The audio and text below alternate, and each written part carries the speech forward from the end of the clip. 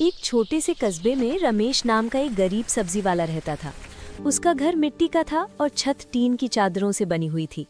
हर सुबह सूरज निकलने से पहले ही रमेश अपनी पुरानी साइकिल उठाता, मंडी से सब्जियां खरीदता और गलियों में आवाज लगाता, ताज़ी सब्जियां ले लो, आलू, टमाटर, भिंडी।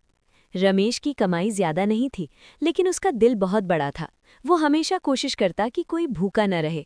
अगर किसी के पास पैसे कम होते तो वो मुस्कुराकर कह देता, कोई बात नहीं, अगली बार दे देना।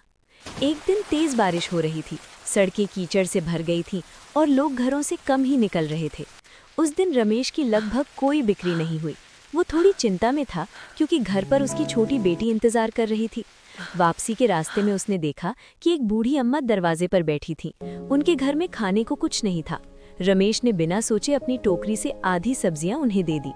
अम्मा की आंखों में आंसू आ गए और उन्होंने उसे ढेर सारी दुआएं दी। अगले दिन एक अजीब बात हुई।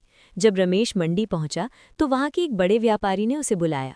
व्यापारी ने कहा, कल जिस अम्मा की तुमने मदद की थी वो मेरी माँ है। उन्होंने मुझे सब बताया।